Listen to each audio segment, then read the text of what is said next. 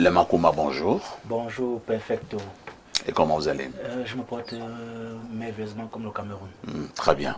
Nous allons parler ce matin, comme d'habitude, de ce mal qui terrorise bon nombre de nos téléspectateurs, hein, le chlamydia. Oui, ce chlamydia, si je me permets, il me l'a encore dit, le remerciement des patients qui viennent du couple de chez Plan de Vie et qui agressent toujours le remerciement à ton endroit, à ton Merci. enfant, disant que c'est grâce à toi qu'ils sont désormais en bonne santé parce que c'est par ton canal qu'ils ont eu l'information. Merci. Alors une fois que je l'ai donc dit, j'ai continué donc à parler du chlamydia, cette maladie-là qui dérange plus d'une personne, cette maladie-là qui terrorise des couples. Il y a des couples là qui n'arrivent pas à être papa, il y a des personnes qui n'arrivent pas à se faire appeler papa ou à se faire appeler maman du fait qu'ils ne peuvent pas concevoir, ils ne peuvent pas procréer. Alors le produit King Fimic 24, la solution se positionne aujourd'hui comme le produit mère de la santé de reproduction. Ce produit-là qui traite de manière efficace tout ce qu'il y a comme infection à chlamydia, tout ce qu'il y a comme infection bactérienne ou même les maladies vénériennes. Alors le produit King Fimic vient donc éradiquer ça de manière naturelle et c'est sans effet secondaire. Quelle qu'en soit la nature ou la durée de votre chlamydia, le produit King Fimic vient lutter efficacement contre ça. Vous qui avez les boutons sur le fessier, vous avez les problèmes des chaleurs dans la plante des pieds et même parfois les taches noires sur la paume de la main et même sur la plante du pied. Le produit King Fimic 24, la solution vient nettoyer ça. Parce qu'il faudrait dire ça que le produit King Fimic nettoie même le sang. Parce qu'il y a des personnes qui ont le sang qui est sale. Le produit King Fimic vient donc nettoyer et purifier votre sang de manière naturelle. Et c'est sans effort. Vous qui avez même des problèmes souvent au niveau de la lourdeur, au niveau de la ceinture rénale, le produit King Fimic nettoie tout ce qu'il y a comme saleté au niveau de votre ceinture rénale de manière naturelle, comme je viens de le dire. Et aussi des personnes qui ont des problèmes de mauvaise odeur corporelle, mauvaise odeur au niveau des aisselles, mauvaise odeur même au niveau de l'appareil génital. C'est-à-dire que quand il faut avoir un rapport sexuel, quand la personne se déshabille, que ce soit l'homme ou la femme, il y a une très forte odeur qui va dégager. Parfois même, ce sont des sueurs qui restent là et qui font comme des petites pattes. Alors, sachez que le produit King Fimic 24, la solution vient assécher tous ces différents problèmes. Et même vous qui transpirez fortement, même au niveau des pieds, au niveau de la main, vous avez toujours les mains qui sont toujours moites, le produit King Fimic 24, la solution vient régler ces différents problèmes. Et ces femmes-là qui ont des problèmes de règles douloureuses, parce que ça on n'en parle pas assez, vous qui avez les règles douloureuses et même le trouble du cycle, le produit King Fimic 24, la solution vient résoudre ces différents problèmes de manière naturelle. Ce produit vient donc résoudre tous ces problèmes de manière naturelle. Vous insistez, c'est sans effet secondaire. Alors, le Makouma, nous sortons avec cet autre produit, OpenSex. Oui, le produit miracle, le produit que les hommes ont adopté aujourd'hui et que les femmes en raffolent pour offrir à leurs tendre époux. Non, les femmes viennent acheter pour offrir à leurs époux. Oui. La plupart des personnes qui achètent le produit OpenSex, ce sont les femmes. Ce sont des femmes qui achètent pour leur mari. Oui, ça il faudrait déjà le dire.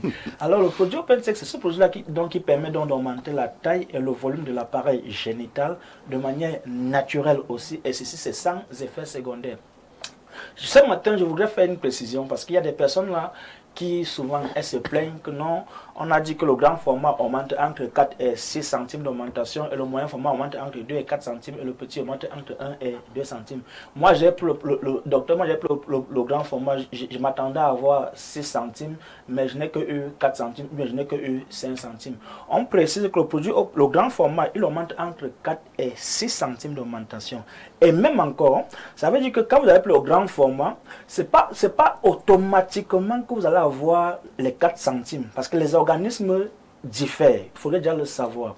Parce qu'il y a des personnes qui vont prendre le grand format avant même qu'elles sont à la moitié de la consommation, qu'elles sont déjà satisfaites. Mais il y a donc d'autres personnes qui elles vont prendre le grand format. Elles sont peut-être bon, est-ce qu'il n'y a pas aussi un autre risque, hein? C'est-à-dire que vous venez prendre ce produit et ça allonge de manière très démesurée l'affaire. Non, ça ne peut pas. Ça ne peut pas. Parce que c'est au fur et à mesure que la personne consomme le produit que ça augmente. D'où nous avons d'ailleurs 3 formats sur le marché. Et nous recommandons aux parents qui ont des enfants à bas âge, entre 12 et 18 ans, de toujours prendre le petit, parce que l'enfant est en pleine croissance. Très bien. Il est toujours préférable que les parents, donc, qui ont un enfant à la maison, qui constate que l'appareil génital de l'enfant est normalement petit. Il est resté comme un appareil de bébé, alors qu'il a 12 ans. Il a 12 ans. Donc les papas, les mamans, les parents doivent être regardants. Regardant, même quand même l'enfant, même au niveau de la taille, même quand l'enfant se lève le matin pour aller faire pipi, la maman ou le papa doit venir regarder si l'enfant est en érection. Parce qu'il y a beaucoup de parents qui ne sont pas regardants et l'enfant grandit avec des problèmes, avec des troubles érectiles. C'est-à-dire qu'il grandit. Peut-être que c'est une impuissance sexuelle. Or, la meilleure façon de traiter ces problèmes, c'est quand l'individu est encore tout petit. Oui, et c'est très efficace. Merci, hein. Merci le Makouma d'être venu à nouveau ce matin nous donner tous ces éclairages. Excellent week-end. Merci beaucoup. Et on se dit à très prochainement. Repartons au niveau de notre messagerie qui explose. Bonjour parfait. Et là je suis au 221, hein. C'est un message du Sénégal. Bonjour parfait. C'est Jean depuis Dakar, Sénégal. Excellent plateau ce matin. S'il vous plaît, dites au docteur que l'alcoolisme n'a rien à voir avec le chômage. C'est pendant la révolution industrielle en 1920 que le peuple américain s'est abandonné à l'alcool à une période où tous les Américains étaient occupés à l'industrie. L'alcoolisme de la jeunesse camerounaise découle du laxisme des pouvoirs en place vu que cette ivresse entretient leurs ambitions politiques. Bonjour à tous, je salue... Alors... Que dit le téléspectateur là? Bonjour à tous. Je salue notre modérateur Perfecto ainsi que Alain Douc, la jolie dame sur le plateau et notre traditionnaliste.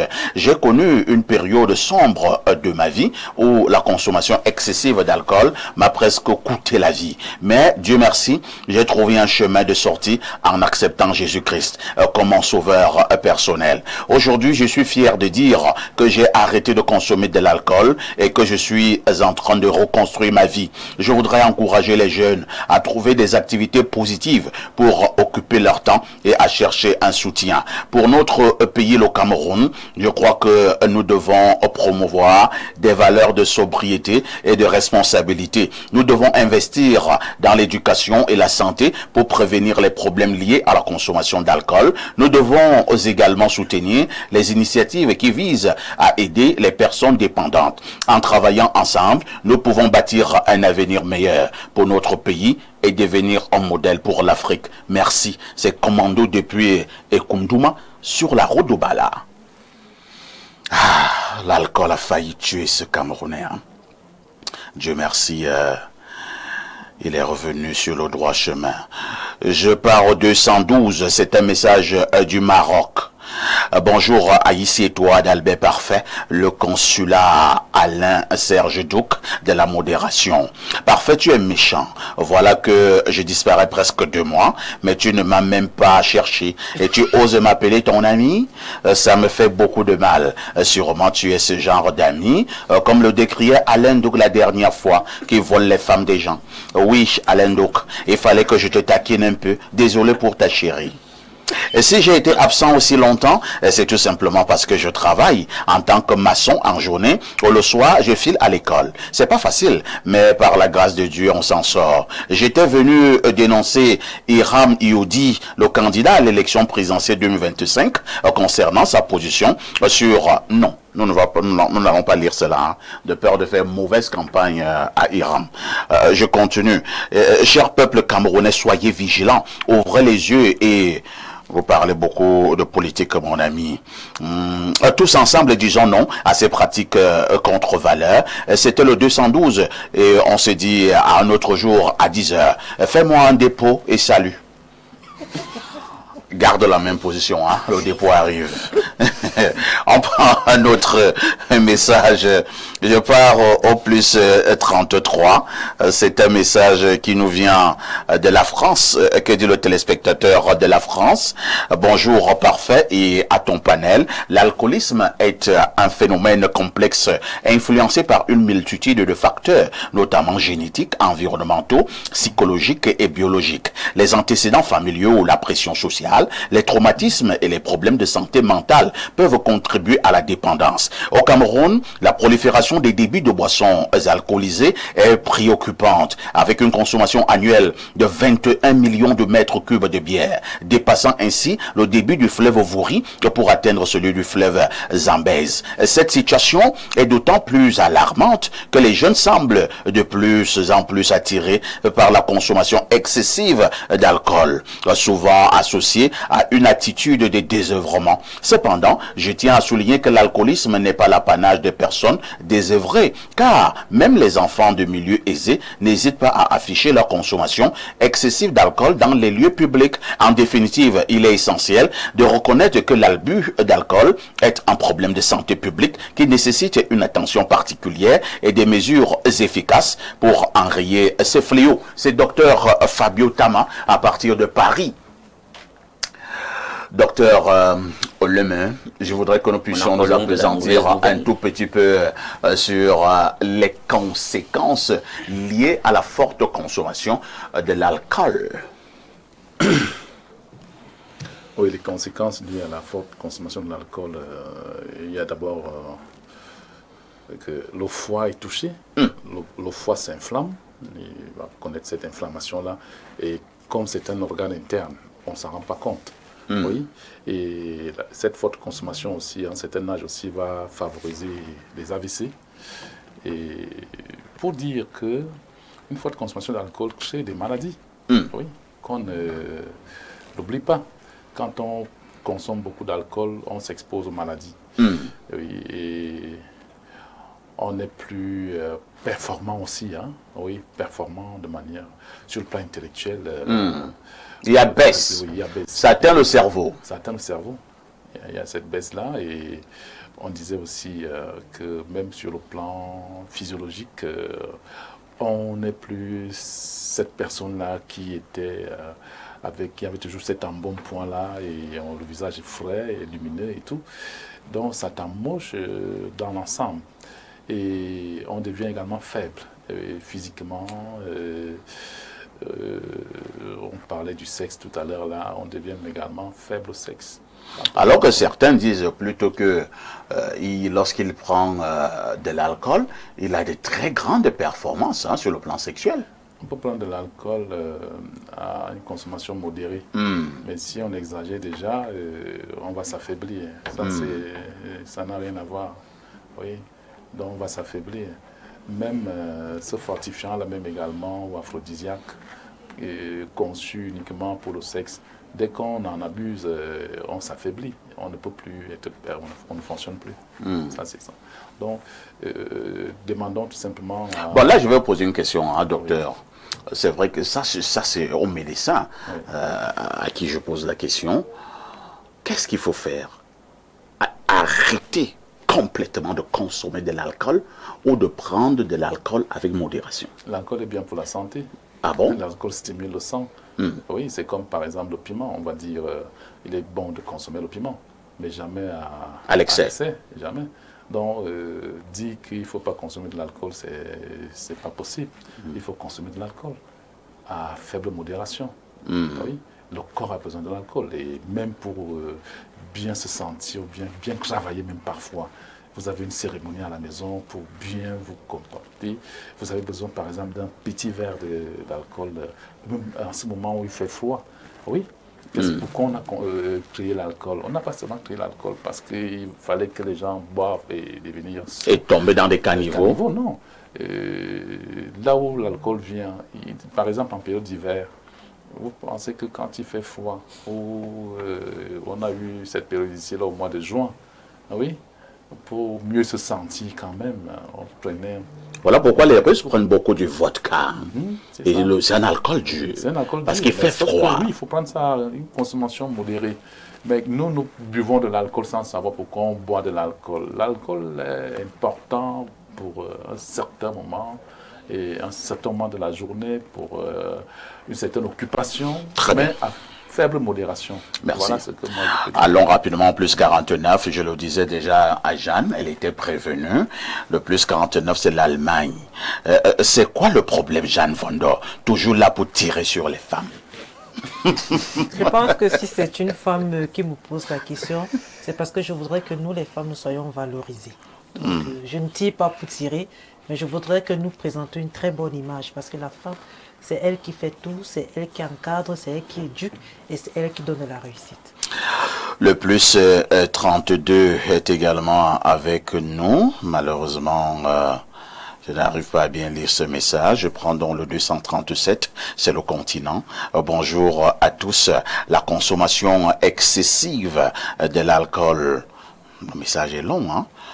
La consommation excessive d'alcool au Cameroun constitue aujourd'hui un véritable problème de santé publique et de développement. Le phénomène touche toutes les couches sociales, y compris les jeunes, les étudiants, les femmes, même dans les zones rurales. Dans un pays où les défis sont multiples, chômage, pauvreté, insécurité alimentaire, éducation etc., l'alcool apparaît parfois comme un échappatoire, un refuge ou un moyen d'intégration sociale. Les chiffres sont alarmants. Le Cameroun est l'un des plus grands consommateurs d'alcool en Afrique subsaharienne. Charles Tebey-Yéné le soulignait déjà en 2012 sur un plateau télévisé. Le Cameroun est le premier consommateur de vin de Bordeaux. Ajoutez à cela, premier importateur de champagne en Afrique. La question est, est-ce qu'on peut développer un pays avec des soulards? Je posais à cette question. Hein. Est-ce qu'on peut développer un pays avec les soulards et recacher le corps? Ça, c'est clair. Je vous ai dit, quand on veut détruire un enfant, on lui apprend à prendre de l'alcool. On le gâte. On le gâte avec l'alcool. J'avais un oncle au village de la maman. Hein. On disait qu'il avait un verre mystique. Et que s'il te donnait de l'alcool, du vin, avec ce verre-là, il dit à un enfant, bois. Dès que tu bois, c'est fini pour toi. Tu seras un soulard de classe exceptionnelle. Et il a gâté plusieurs enfants comme ça au village.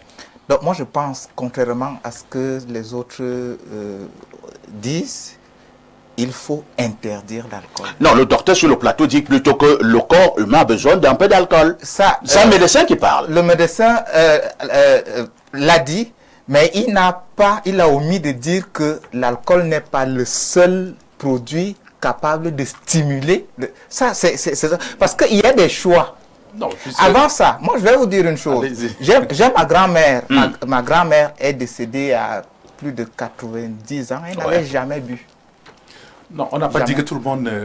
c'est juste pour vous dire. Oui. C'est pour vous dire en fait. Moi j'ai également mon oncle qui est mort au village. Hein, il y a 5 ans. Il est aussi mort à plus de 90 ans. C'est un grand soulard. Oui. Là, de toutes les manières, ça c'est vrai. La consommation d'alcool. Ça c'est vrai. Ça c'est vrai. Oui, mais qu'est-ce que je voudrais dire à travers cela? Je voudrais tout simplement dire que ce qui crée des problèmes. C'est l'abus. Ce qui crée des problèmes, il faut carrément le mettre de côté parce que si en buvant vous vous exposez, parce que il y a un risque. Voyons, par exemple, moi je ne bois pas, par exemple, n'est-ce pas? Vous n'allez jamais me voir boire, n'est-ce pas? Dans un bar quelconque ou bien un café quelconque. Je prends mon alcool à la maison. Parce que mon corps en a besoin. Mais comment donc vous allez me dire qu'il faut interdire, n'est-ce pas, cet alcool alors qu'il est important, n'est-ce pas, par exemple, pour mon corps? C'est pour ça que je dis... Oui. Donc nous disons tout simplement que, oui, pas d'abus. J'ai dit en réalité, c'est parce que l'homme est libre de boire ou de ne pas boire. Mais il faut encadrer. C'est pour ça que j'ai dit précédemment que même les bars, ils doivent être repensés. Très bien. On ne peut pas construire une société. Alain Doc, on le sujet est tellement profond que je ne sais pas, puisque c'est toi qui décides de cet aspect des choses, si on pourrait le mettre sur la table au niveau de jeudi spiritualité pour parler de la place de cette substance, molécule dans les différentes spiritualités et l'impact. Maintenant, je réponds à ce qui a été dit. Vous savez, la thèse qui dit qu'on a besoin d'alcool, elle n'est pas épistémiquement vraie, puisque nos organismes ont des métabolismes qui permettent de fabriquer l'alcool à l'intérieur du corps. Je sais de quoi je parle parce que j'ai quand même fait mes classes jusqu'à un bon moment au secondaire en sciences. Bien, si tel est donc le cas et qu'on peut démontrer, messieurs, mesdames, qu'en réalité, toute molécule d'alcool, lorsqu'on commence à la consommer au niveau humain, crée de l'accoutumance, de la dépendance, on voit tout de suite le problème réglé, le problème de si oui ou non on doit boire. Vous commencez toujours avec des petites doses, oui, non, la thèse de la modération. On n'a pas dit que ici, c'est une prescription, hein, l'alcool n'est pas une prescription. Je dis ceci, la thèse de la modération, je veux monter en voix. Et là, vous revenez à ce que je disais. Il faut qu'on comprenne que la thèse de la modération elle est dangereuse. Exactement. J'ai mon oncle parfait, parce que on dit, ne restons pas dans les grandes théories, comme disait quelqu'un ici. Écoutez, mon oncle en question, je vous jure que ce gars, il buvait un demi-verre d'une certaine bière là, française. Le gars, mais il ne tenait pas debout. Je dis demi-verre. Prenez le verre de 33 centilitres là. Aujourd'hui, je vous dis que ce gars va au-delà d'un casier. Or, il n'arrivait même pas à tenir debout avec un demi-verre. Alors, d'effet d'accoutumance à accoutumance, chemin faisant, de fil à aiguille, tu bois un verre et puis finalement ça ne marche pas, mais tu arrives à surmonter l'étape en question, tu arrives à une bouteille et finalement vous vous retrouvez avec un monsieur qui vous consomme plus d'un casier. Vous voyez? Donc, c'est ça l'effet d'accoutumance. Très bien. Et vous voyez donc qu'il devient un grand consommateur, dépendant, tout simplement parce qu'un jour, il a commencé avec une petite quantité. Oh, il faudrait donc pas commencer. C'est comme avec la cigarette. Je sors par là, parfait, pour dire ceci. Oui, sortons. Il y a, je ne sais pas pourquoi, dans les codes sociaux, on a voulu croire que pour socialiser, quand on se retrouve entre amis, forcément on doit recevoir un convive, une convive avec un verre d'alcool. Vous arrivez à la maison, il y a une armoire, voilà un grand meuble tout beau où on a aligné une série de whisky, voilà, alcoolisé. Qui a dit qu'on devrait seulement fonctionner comme ça? Qui l'a dit? Pourquoi? Et encore que nous avons sur le marché, non mais c'est les codes sociaux. Quand tu dis non, moi je ne bois pas d'alcool, ça devient un problème. Parfois ça devient un problème. Tu n'arrives pas à socialiser avec tes frères, tes collègues, etc. Tout simplement parce que toi tu on passe la parole au docteur. J'ai mon petit frère qui me suit directement, qui vient après moi, même père, même mère. Il est perdu dans l'alcool. Perdu complètement dans l'alcool. Donc je ne devrais pas encourager l'alcool.